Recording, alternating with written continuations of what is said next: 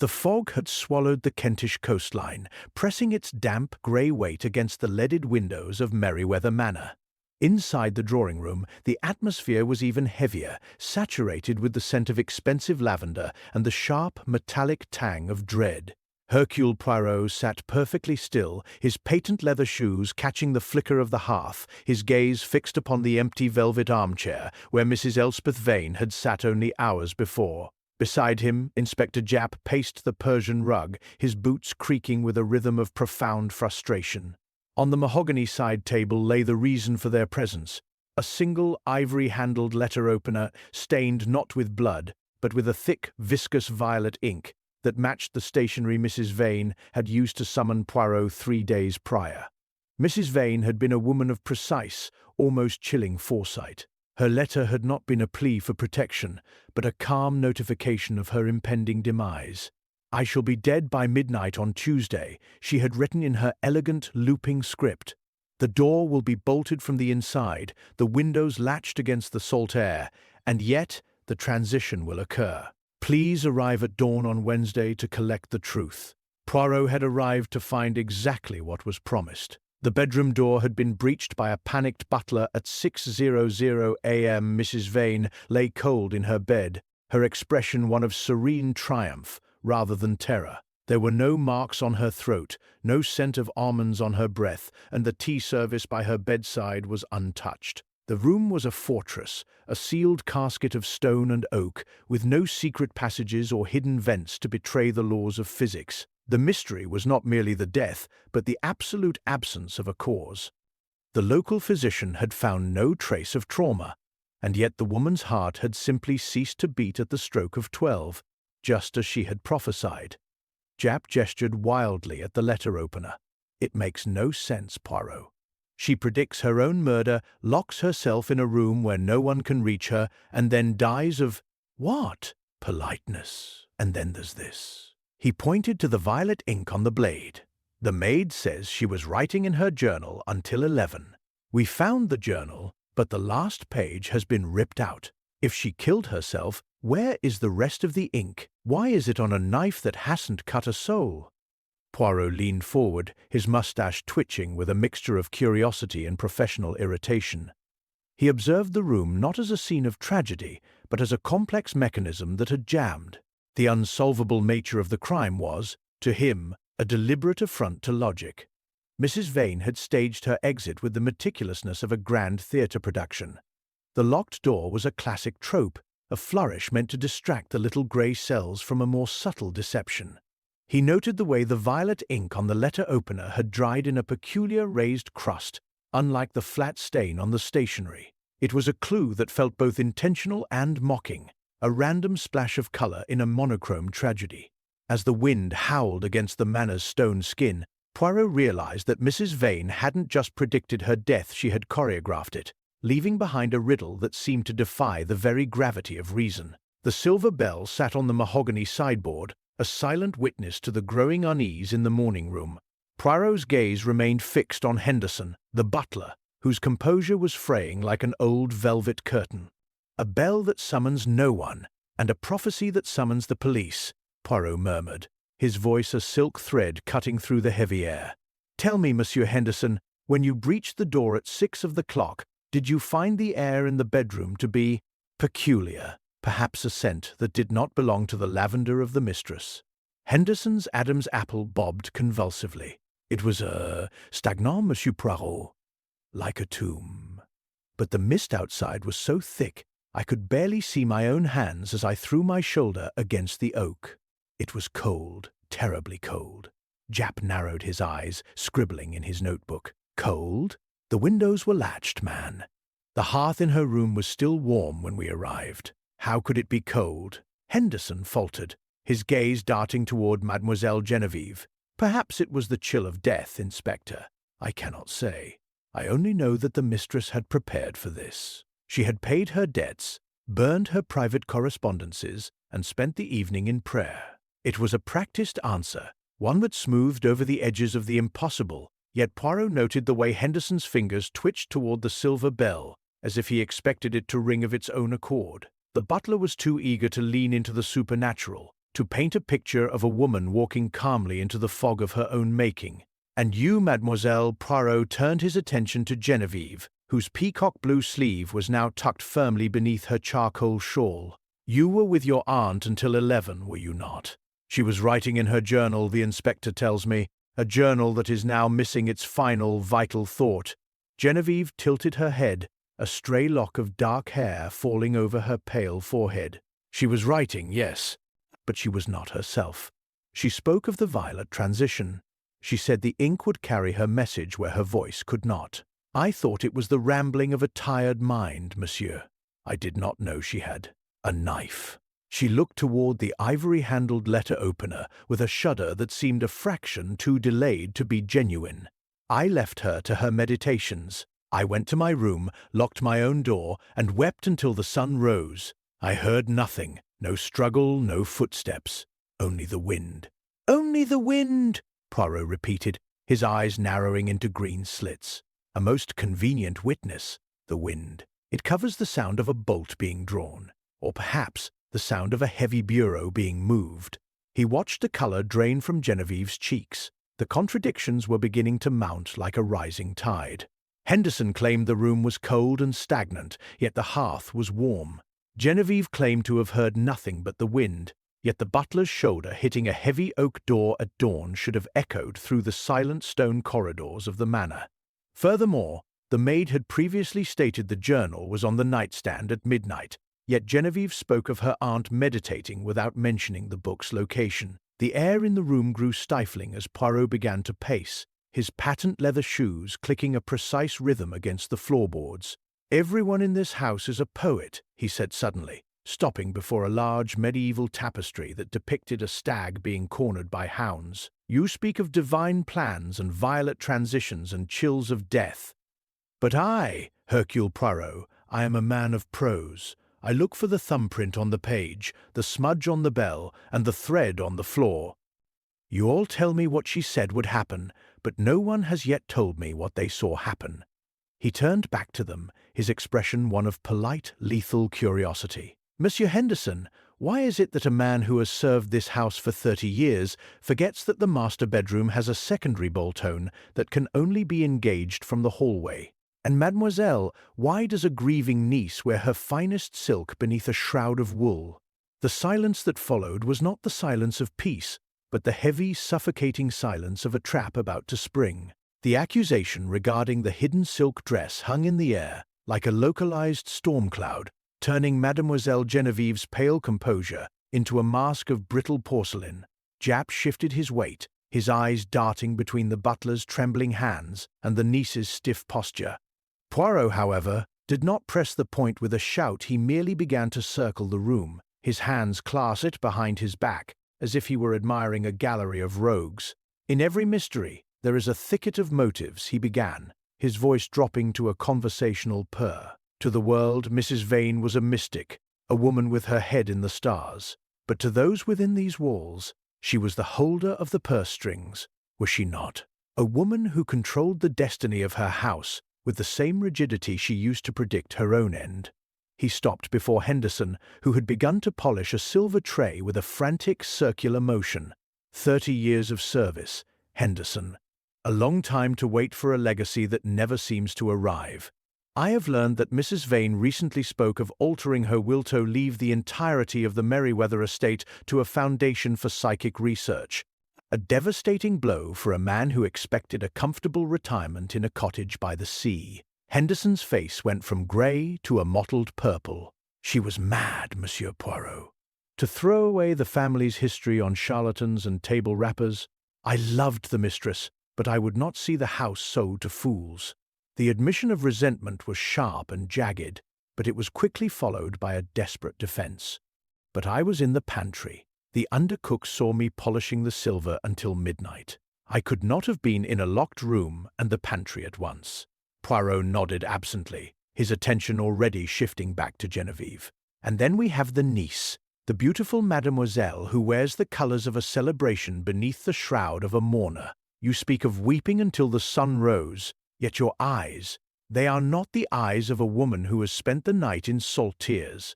They are the eyes of a woman who has spent the night in Anticipation. Genevieve's lip curled, the feline intensity Poirot had noted earlier sharpening into a predatory edge. My aunt was a tyrant, Monsieur Poirot. She used her prophecies to control every breath I took. Do not marry that man, Genevieve, for I have seen a shadow over him. Do not leave this house, for the stars are misaligned. If I wore silk last night, it was because for the first time in 10 years I felt the air of freedom, but I did not kill her. I did not need to. She told us all she would die. Why would I risk the gallows for a result that was already guaranteed by her own hand? The logic is seductive, Poirot conceded, but it assumes that the prophecy was a natural phenomenon rather than a carefully constructed trap. You both had motive greed for the butler, liberty for the Nisibut. You both also have the most perfect alibi of all, the victim herself. If she says she will die, and then she dies, who is the world to look for a murderer? He paused, his gaze landing on a small framed photograph on the mantelpiece of younger Mrs. Vane, standing beside a man whose face had been carefully scratched out.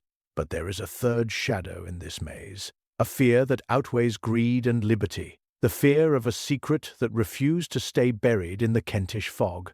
He turned the silver bell over in his hand once more, the violet ink on the clapper glinting under the chandelier.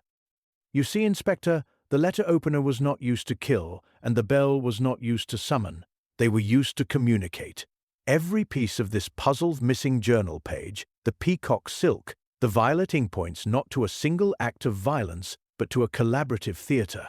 But even in the finest plays, the actors sometimes despise one another. Poirot's eyes flashed with a sudden, cold realization as he looked toward the heavy oak bureau. The motive is not found in what was gained by her death, but in what was silenced by it. We are not looking for a killer who hated Mrs. Vane. We are looking for a killer who was terrified of what she had finally decided to predict about the living. Inspector Japp, emboldened by the butler's stuttering admissions and the niece's visible terror, stepped forward with the air of a man who had finally seen the clouds part. It's as clear as the nose on your face, Poirot. The butler moves the bureau to create his impossible entrance. The niece provides the prophetic cover with her talk of stars and destiny, and together they dispose of the journal page that likely detailed their threats against the old lady's new will. It's a conspiracy of greed, plain and simple. He turned to Henderson, his voice booming with the authority of Scotland Yard. You polished the silver to stay in sight of the cook, but you slipped away through the servants' passage, didn't you? And you, mademoiselle, you provided the violet ink distraction while your accomplice did the grim work. I'm taking you both in for questioning. Henderson collapsed into a chair, his face buried in his hands, while Genevieve stood frozen, her eyes darting toward the door, as if calculating the distance to the foggy freedom of the cliffs. The local constables moved in, their heavy boots thumping against the floorboards, creating a cacophony that shattered the meticulously preserved silence of Merryweather Manor. To any outside observer, the mystery of the woman who predicted her own death had been stripped of its supernatural veneer and reduced to a sordid tale of a household uprising. Japp looked at Poirot, expecting a nod of approval, a congratulatory twirl of the mustache. A clean sweep. Poirot, the ivory handle, the silk threadle pieces of a very human puzzle. But Hercule Poirot did not twirl his mustache. He stood by the window, his gaze fixed on the rolling banks of mist that prowled the garden like a living thing. "It is a victory, mon ami," Poirot said softly, his voice barely audible over the clinking of handcuffs. "A victory of the most convenient sort.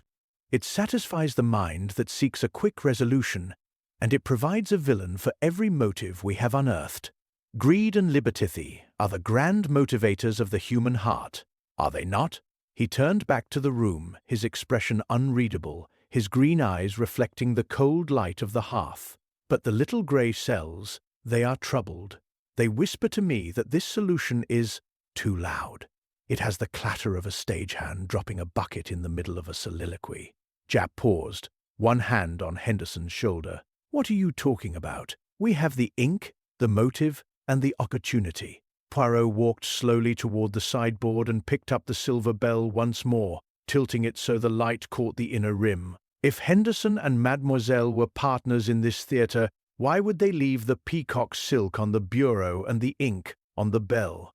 These are not the mistakes of a 30-year veteran of service or a woman as sharp as a winter frost. These are breadcrumbs, Jap.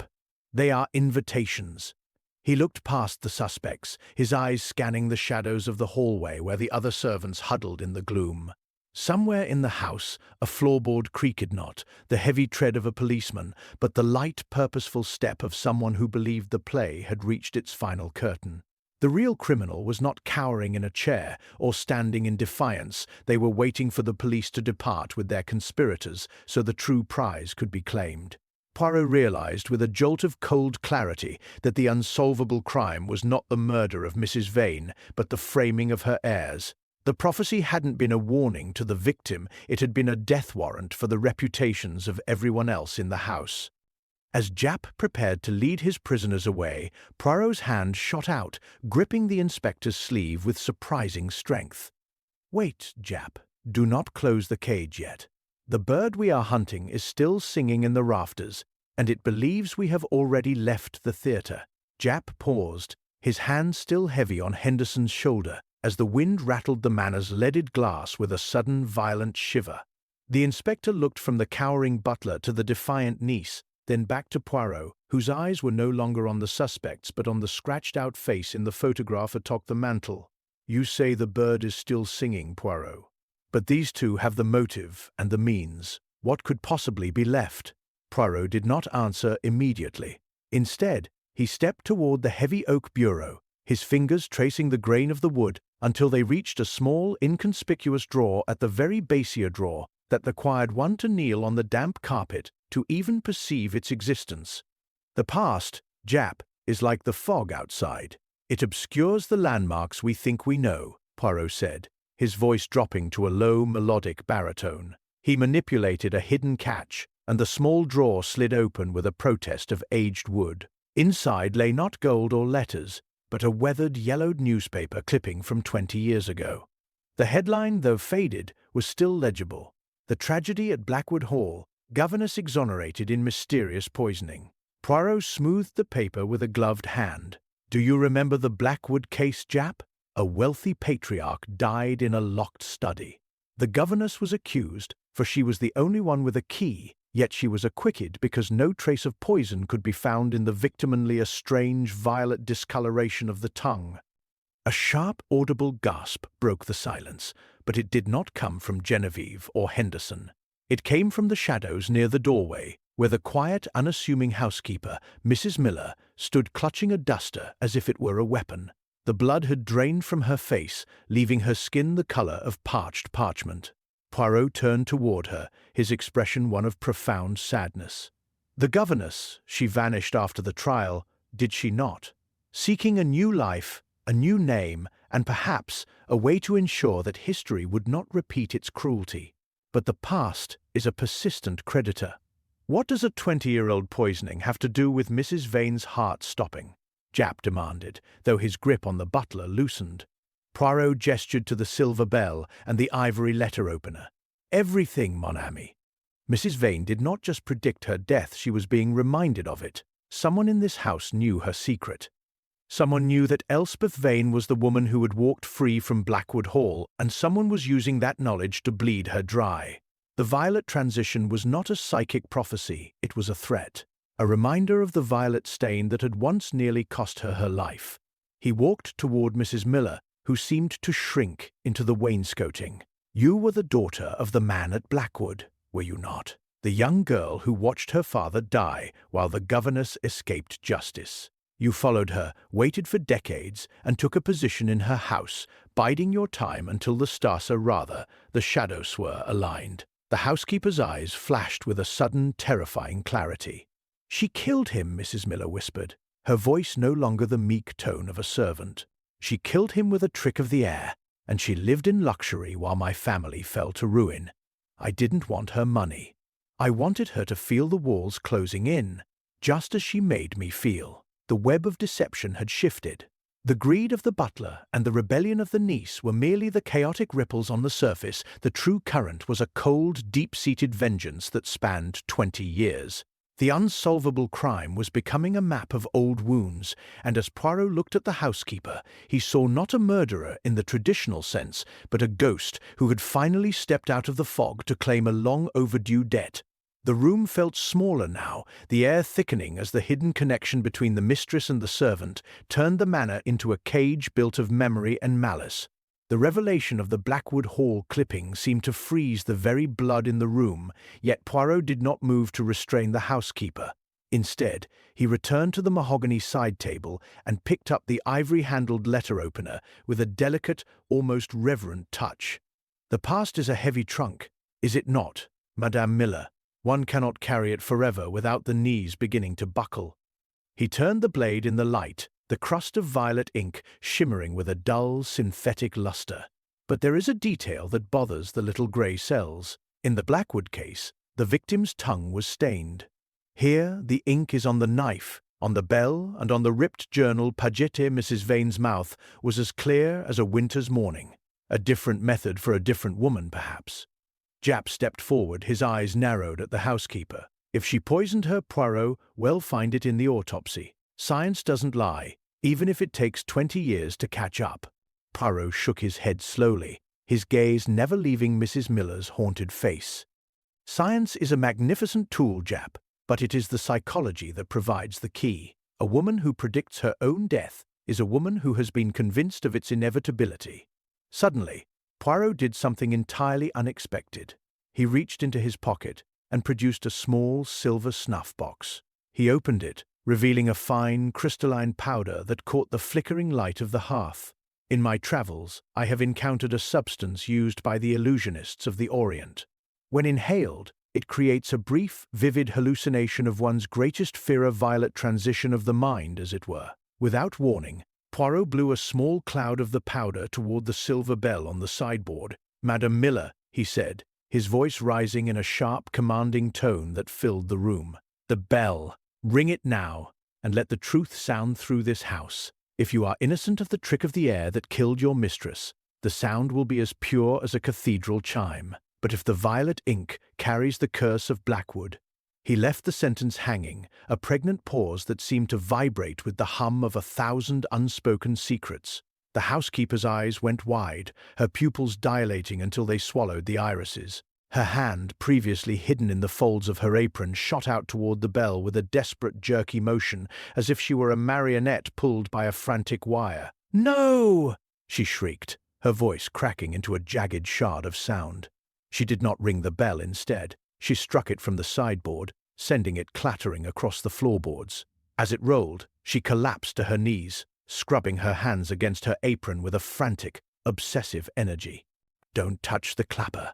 It's in the air. It's in the very breath of the room." Her reaction was not that of a grieving servant or a calculating killer, but of a woman who had become a prisoner of her own ghost story. The psychological trick had worked. Poirot's snuff was nothing more than common sugar, but to a mind steeped in 20 years of vengeance and superstition, it was the catalyst that broke the dam of her deception. Japp moved to assist her, but Poirot held up a hand.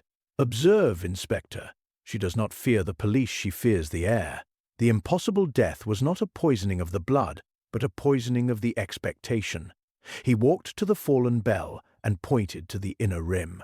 The violet ink was mixed with a concentrated volatile oily substance that, when warmed by the lamps or the hearth, releases a faint, untraceable vapor that induces a profound, paralyzing bradycardia in those with a weak heart.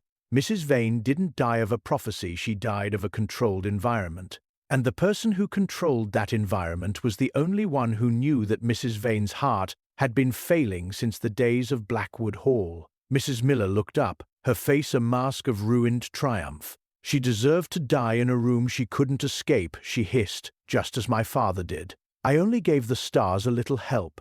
The housekeeper's confession hung in the air like the very vapors Poirot had described, but the triumph of the moment was short-lived. Japp moved toward Mrs. Miller with his handcuffs at the ready, but Poirot's attention had already flickered back to the fallen silver bell. Something was wrong. The volatile oil he had mentioned was a theory of the mind, a logical deduction, but to secure a conviction for a 20-year-old vendetta, he required the physical proof of the substance itself. He reached down to retrieve the bell, but as his gloved fingers brushed the carpet, a sudden sharp crack echoed from the direction of the hearth. A heavy porcelain vase, a relic of the Ming dynasty that had sat undisturbed for decades, toppled from the mantelpiece and shattered against the fender. The distraction was momentary, a mere heartbeat of crashing ceramic, yet in that heartbeat, the environment of the room shifted. A gust of wind, far more powerful than a mere draught, tore through the drawing room as the French windows previously checked and double-latched by the surgeon swung wide with a violent bang. The Kentish fog poured inside like a physical entity, cold and blinding. "The windows," Japp shouted, instinctively turning to shield his eyes from the sudden influx of salt air and mist. Amidst the chaos of billowing curtains and swirling grey vapor, a shadow moved with the grace of a phantom. It did not move toward the door or the suspects, but toward the sideboard, where the ivory-handled letter opener and the missing journal page had been laid out as evidence. By the time the constables managed to wrestle the windows shut and the mist began to settle, the transformation was complete. Poirot stood in the center of the room, his face a mask of grim realization. The side table was bare. The ivory letter opener, stained with the telltale violet crust, was gone. More devastatingly, the torn journal paget's final written thoughts of Elspeth Van had vanished into the fog. "The evidence, Japp," Poirot whispered, his voice trembling not with fear, but with a rare, cold fury. "It has been reclaimed by the shadows." He turned to look at the suspects, but the line of trust had been severed. Mrs. Miller was still on her knees, but her expression of terror had been replaced by a vacant, glassy stare. Mademoiselle Genevieve and Henderson stood paralyzed, but it was the realization that someone else had been watching, someone invisible to the official eye, that made the hair on the back of the inspector's neck stand up. "It wasn't her," Japp stammered, pointing at the housekeeper. "She didn't move. She couldn't have." Poirot walked to the French windows and examined the brass latch. It hadn't been forced, it had been melted. A small, concentrated chemical burn had eaten through the metal, a feat that required a level of scientific sophistication far beyond a housekeeper's reach or a niece's desperation. The unconventional clue of the violet ink had been a masterstroke, but the true architect of the crime had anticipated Poirot's brilliance. The theft was a calculated strike, a message that the game was not merely about the death of a lonely widow, but about a much larger, much deadlier machinery of silence. The stakes had risen beyond the walls of Merryweather Manor. The destruction of the physical evidence meant that Mrs. Miller's confession, uttered in a moment of psychological collapse, would be her word against the silence of a dead woman. Trust, already a fragile thing in this house of ghosts, had shattered along with the porcelain vase. Poirot looked at his empty hands, then at the thick fog pressing against the glass. "We are no longer hunting a ghost of the past, Japp," he said, his green eyes flashing with a dangerous light. "We are hunting a chemist of the present. Someone who knew that I would find the ink, and someone who was prepared to burn the world to hide its origin." The investigation had transitioned from a puzzle of logic into a race against a phantom who moved through locked doors as easily as the mist. The theft of the evidence had transformed the drawing room from a place of inquiry into a site of active siege. Japp was bellowing orders to his men to secure the perimeter of the manor, his face flushed with the embarrassment of a hunter who had let the fox slip through his very fingers. Poirot, however, remained unnervingly still. He did not look at the empty sideboard or the shattered Ming vase. His eyes were fixed on the floor, tracing the faint, damp trail left by the fog as it retreated from the room. "The shadow did not leave by the window, Japp," he whispered, his voice cutting through the inspector's shouting like a razor. "The wind was the diversion. The heat that melted the latch came from within, and the hand that took the journal page is still breathing the air of Merryweather." Before Japp could demand an explanation, a choked, gargling cry echoed from the hallway, a sound of liquid struggle that froze the blood of every person in the room. It came from the direction of the library, a room Poirot had noted earlier for its lack of a secondary exit. Poirot was the first to move, his small, patent-leather feet moving with a surprising, frantic agility that outpaced the heavy-booted constables. He flung open the double oak doors of the library, and the scene that met them was one of clinical, calculated horror. Henderson, the butler, was slumped against a tall ladder, his hands clawing at his throat. There was no blood, no sign of Struggle, but as he slid to the floor, a familiar, sickly sweet scent began to permeate the room, smell of crushed almonds mixed with the sharp, acidic tang of the volatile violet oil. "Henderson!" Japp cried, rushing forward, but Poirot caught his arm with a grip of iron. "Do not touch him, mon ami. The air around him is a shroud of death." Poirot pointed to a small brass canister that lay overturned near the butler's feet, a thin, nearly invisible vapor still curling from its nozzle. Henderson's eyes rolled back, his face darkening into the same serene, triumphant expression that had graced Mrs. Vane's features. He had not been murdered to settle a debt or to claim a legacy. He had been silenced because he was the only bridge between the housekeeper's vengeance and the chemist's precision. The collaborative theatre Poirot had suspected had claimed its second actor, and this time the killer had not bothered with the theatricality of a locked room. The investigation had taken a sharp, lethal turn. The chemist was no longer content to hide in the shadows of the past. They were actively pruning the witnesses of the present. As the constables backed away from the library door, a sudden rhythmic tapping began from the floor above the sound of a typewriter, steady and indifferent, echoing through the vents.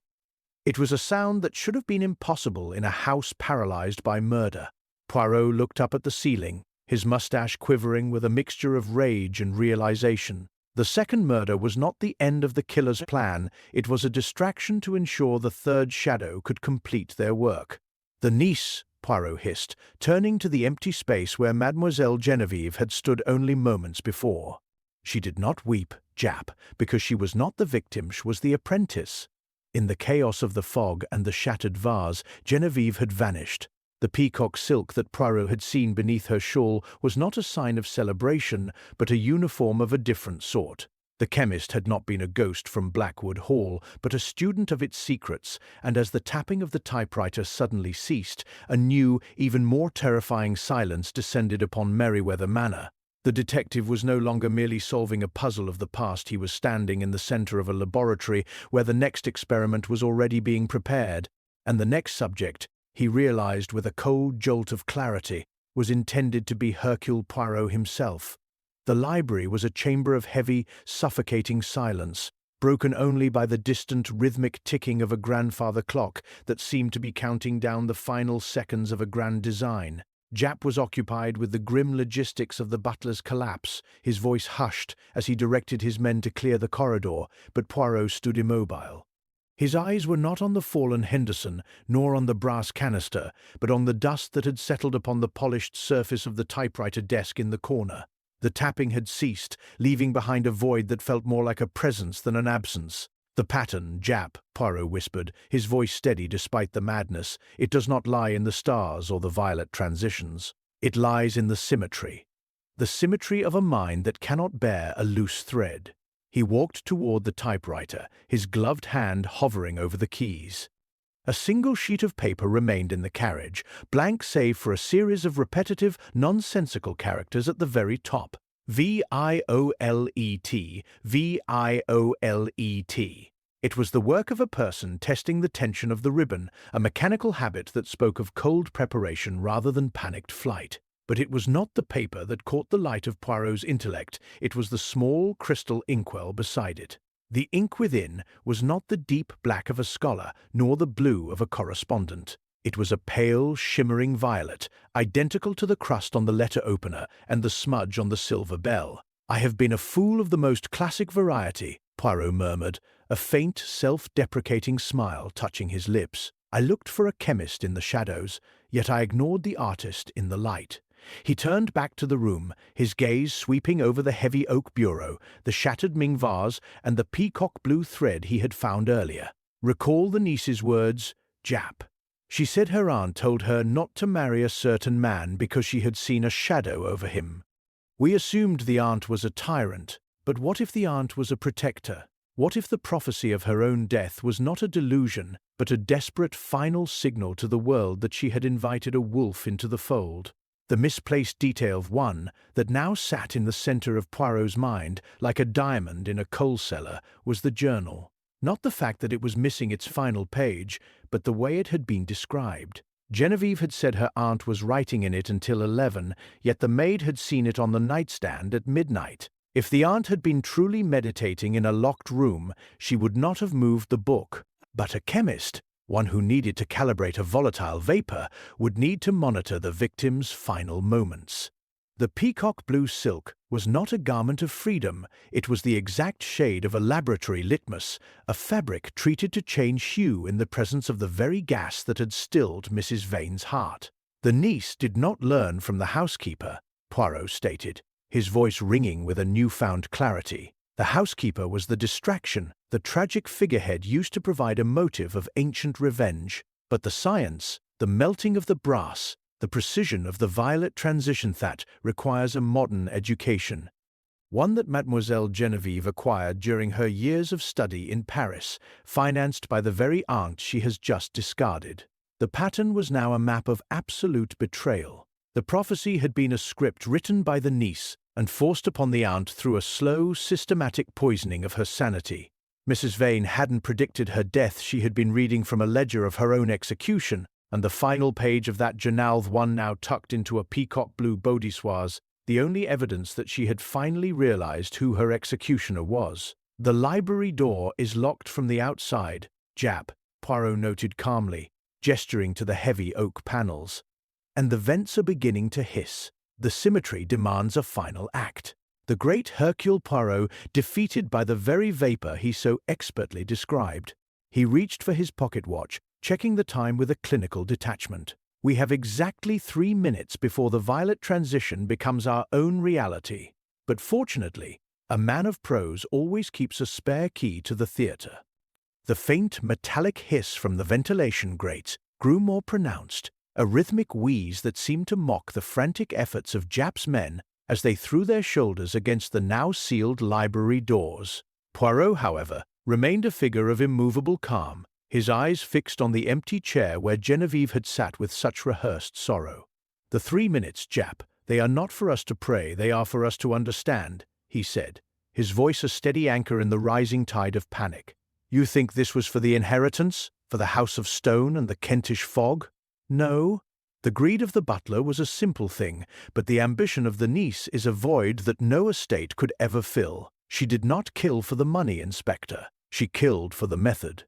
Poirot moved to the bookshelf, his gloved fingers dancing over the spines until they found a hidden seam in the paneling.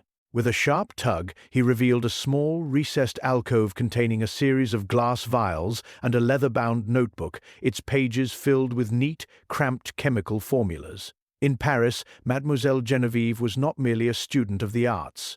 She was a prodigy of the invisible. She became obsessed with the perfect transition point where science becomes indistinguishable from fate. To her, Mrs. Vane was not an aunt, she was the ultimate canvas.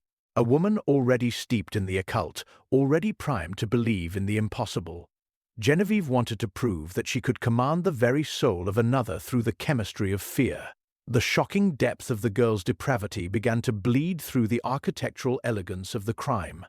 This was not a murder for gain, but a cold intellectual experiment in psychological and biological dominance. She had spent months feeding Mrs. Vane minute doses of the volatile oil, weaving a tapestry of prophetic visions and violet omens until the old woman's mind was a shattered mirror, reflecting only the end her niece had scripted. She wanted to be the architect of a miracle, Poirot continued, his green eyes flashing with a rare, visceral disgust. To kill a woman in a locked room using nothing but the air she breathed and the belief that she must die. It was a masterpiece of ego. She killed the butler not to hide her tracks, but because he was a smudge on the symmetry, a clumsy collaborator who reminded her that her miracle required a servant's hand. The hiss from the vents suddenly sharpened into a high-pitched whistle, and a faint, violet-tinted haze began to shimmer in the light of the library's lamps. Jap coughed, his hand flying to his throat, but Poirot merely adjusted his muffler. "You see, Jap, the villain who kills for money is a man we can understand.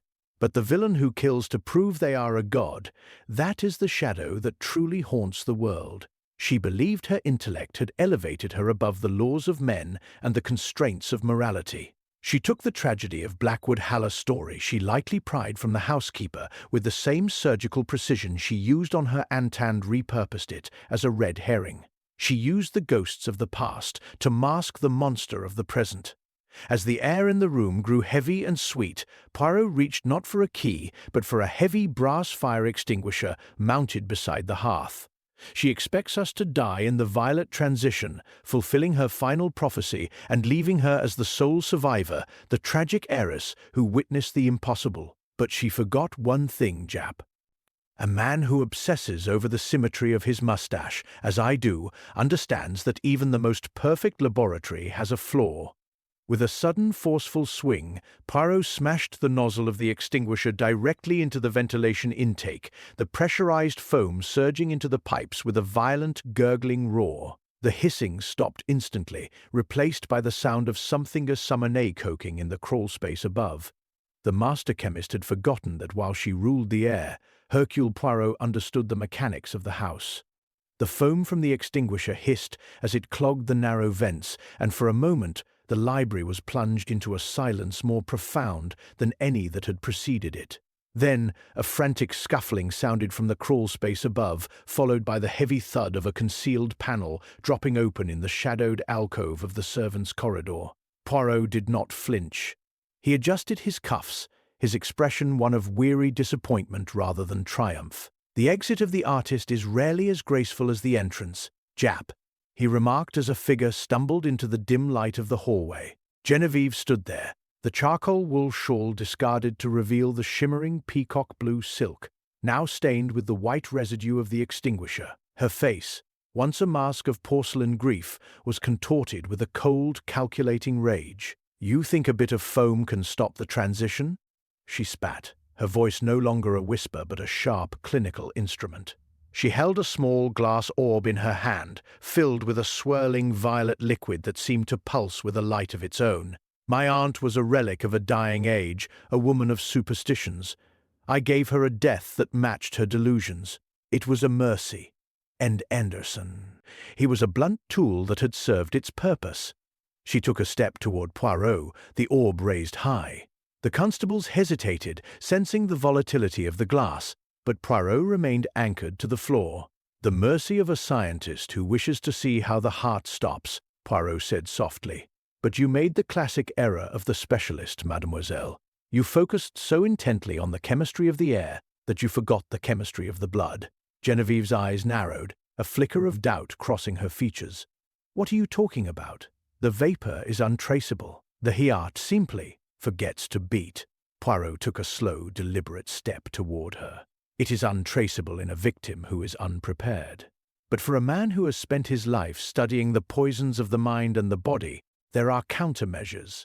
Before I entered this manor, I took a small dose of atropine, simple alkaloid that stimulates the heart and counteracts the very bradycardia your violet oil induces. Your miracle is nothing more than a failed experiment when faced with a prepared subject. It was a magnificent bluff, a psychological gamble played with the stakes of a life. Yet Poirot's composure was so absolute that Genevieve faltered, her hand trembling. In that moment of hesitation, the symmetry of her plan collapsed.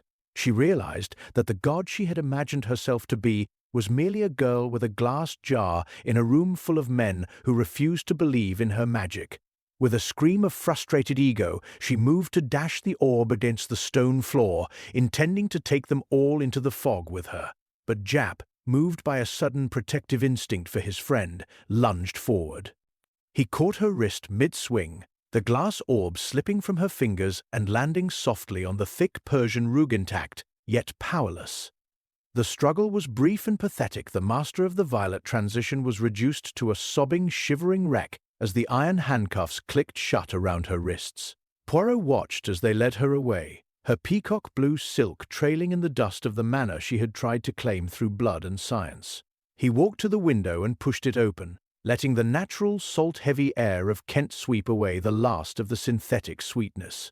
The fog was beginning to lift, revealing the jagged outline of the cliffs and the vast, indifferent sea beyond.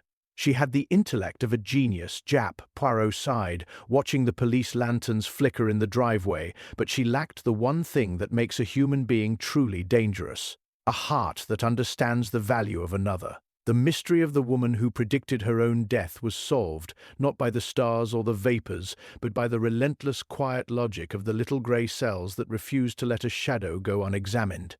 The rain had begun to wash away the salt-crusted fog, streaking the windows of Merryweather Manor like tears on a cold face. Japp stood by the doorway of the library watching the constables lead the shattered Genevieve toward the waiting police carriage. "Well, Poirot," the inspector sighed, wiping his brow with a checkered handkerchief. "A chemist's nightmare and a niece's greed. It's a tragedy, but at least the ledger is balanced. We have the confession, the motive, and the girl." He turned to follow his men, but Poirot remained rooted to the spot, his eyes fixed on the small, recessed alcove where the chemical vials had been hidden. His mustache, usually a marvel of horizontal precision, seemed to droop with a sudden, profound weight. "The ledger, Japp, it is like a modern banquet can be cooked," Poirot murmured, his voice sounding hollow against the oak-panelled walls. He walked back to the typewriter, where the nonsensical VIOLET string was still threaded through the carriage. He did not look at the paper, however he looked at the mechanical arm of the V key. It was slightly bent, a minute imperfection that caused the letter to strike a fraction of a millimeter higher than the others. He then reached into his pocket and produced the missing journal Pageth, very one he had claimed was lost to the fog. He had snatched it from the sideboard during the distraction of the shattering vase, a small deception of his own to see how the actors would react. "Inspector, come back," Poirot said, his voice now a sharp, commanding snap. Japp paused in the doorway, frowning. "What is it now?" "The girl is in the van, Poirot. The case is closed." Poirot shook the journal page in the air. "Is it?" "Read the final line, Japp. Not the words, but the type." Japp squinted at the paper. It was a single sentence, typed in the same violet ink. "The transition is not a death, but a return to the one who waited." Japp shrugged. More of her psychic nonsense. "What of it?" Poirot pointed a trembling finger at the letter V in the word transition. It was perfectly aligned. It did not sit a fraction higher. It was the work of a machine in perfect health, a machine that was not the one in this library. The realization hit Japp like a physical blow. "You mean Genevieve didn't type this?" But she confessed. She admitted to the vapors, the oil, the experiment. Poirot shook his head slowly, his gaze drifting to the shadows near the servants' entrance where Mrs. Miller, the housekeeper, had stood earlier. She confessed to what she believed she had achieved. Her ego is so vast that she could not imagine a hand more skilled than her own. She was indeed a chemist, Japp. She did indeed prepare the oil and the vapors. But the miracle of the locked room, the mechanical impossibility that allowed a woman to die at exactly midnight without a soul entering the room, that was not her work. A quiet, dry cough sounded from the hallway. There, standing by the grandfather clock, was the local physician, Dr. Arbuthnot, who had been so helpful in certifying the natural cause of death earlier that morning. He stood with his medical bag clutched in his hand, his expression one of weary professional detachment. "The V key, Monsieur Poirot," the doctor said, his voice as thin as a reed, "a small detail to be the undoing of a 20-year plan." Poirot nodded. "You were the one who waited, Doctor. Not in Paris, but in Blackwood Hall. You were the one who loved the governess, the woman who became Elspeth Vane. And you were the one who saw her turn that love into a weapon of cold, calculating murder 20 years ago. The last-minute twist was a story of a silent, enduring vengeance that had used Genevieve's brilliance as a mere tool. Dr. Arbuthnot had known of the niece's experiments, he had encouraged them, refined them, and when the time came, he had been the one to provide the final mechanical trigger from the hallway, using the secondary bolt Henderson had mentioned, a bolt he had modified to drop at the stroke of midnight.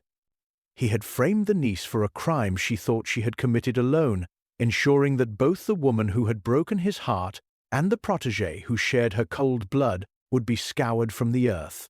She predicted her own death, Monsieur Poirot, the doctor said, stepping into the light of the library. I merely ensured that for once in her life she told the truth. The library, once a stage for Genevieve's grand scientific delusions, had become a confessional for a far older and quieter ghost. Dr. Arbuthnot stood by the grandfather clock, his medical bag very symbol of his life's work resting heavily at his side. Japp looked from the doctor to Poirot, his hand instinctively reaching for a second pair of handcuffs.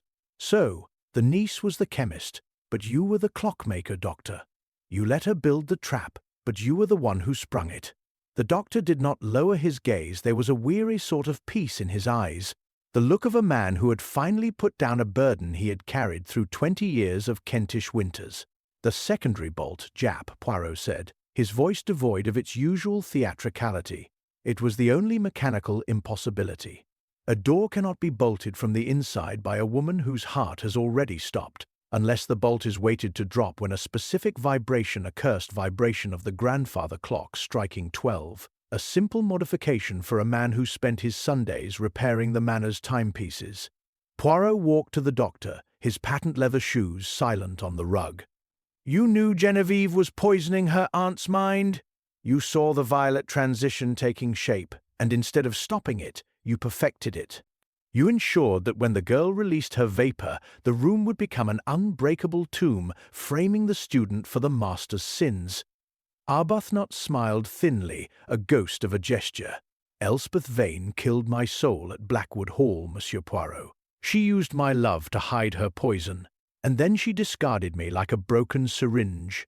When her niece arrived from Paris with the same cold eyes and the same hunger for power, I knew the cycle would only continue. I did not kill Mrs. Vane. I merely allowed her own shadow to catch her. And as for Genevieve, she wanted to be a god. I simply gave her a throne in a prison cell."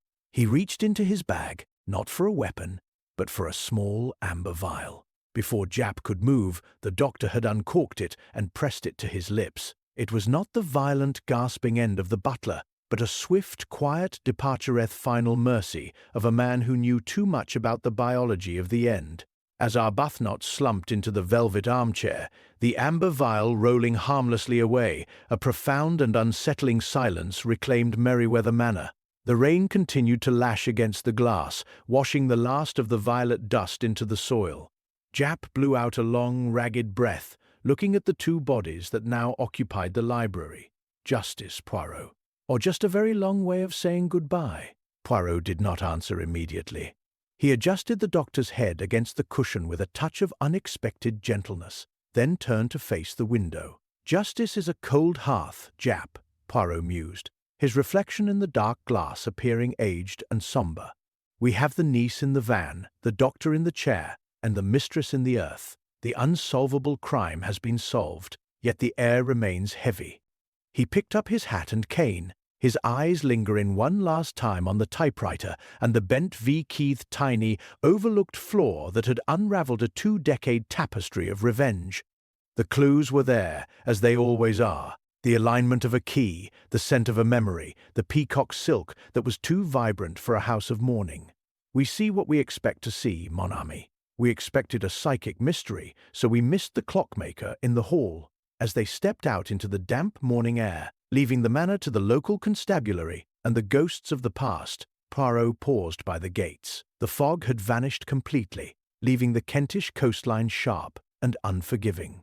"The woman who predicted her own death was right, Jap," he said, tapping his cane against the stone. "But she was wrong about the source. It was not the stars that moved against her, but the long, slow ticking of a clock she had wound 20 years ago." He climbed into the car, his mustache once again a perfect, defiant line against the grey sky, leaving the riddle of Merryweather Manor behind him in the salt air. The motor of the police car hummed a steady, monotonous tune as it navigated the winding coastal road, the silhouette of Merryweather Manor finally dissolving into the charcoal smudge of the horizon. Inspector Japp sat heavily beside Poirot, his hat pulled low, the exhaustion of a sleepless night etched into the lines around his eyes. "Well, that's that then," Japp grunted, lighting a cigarette with a hand that still shook slightly. The girl in the dock, the doctor in the mortuary, and a motive that spanned 2 decades. A tidy enough ending for the commissioner, I suppose. Though he'll never understand why people can't just move on from the past without a chemistry set and a mechanical bolt. Poirot did not reply.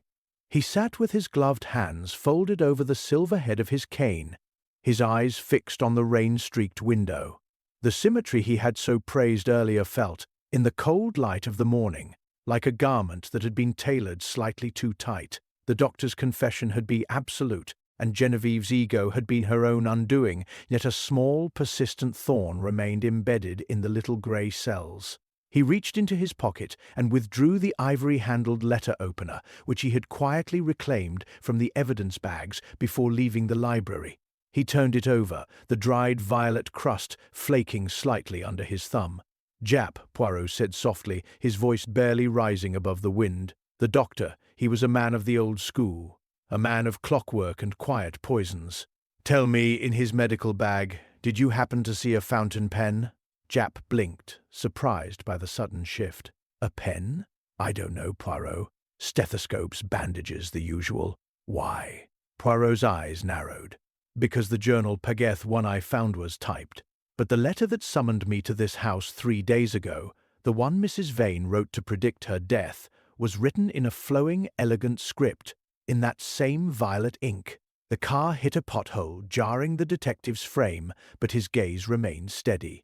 "The doctor said he waited 20 years for his justice. But a man who waits 20 years does not leave the summons of a detective to chance. If Mrs. Vane was truly under the psychological dominance of her niece, she would not have had the will to write to me. And if the doctor wanted to frame the niece, he would not have risked my arrival before the crime was complete."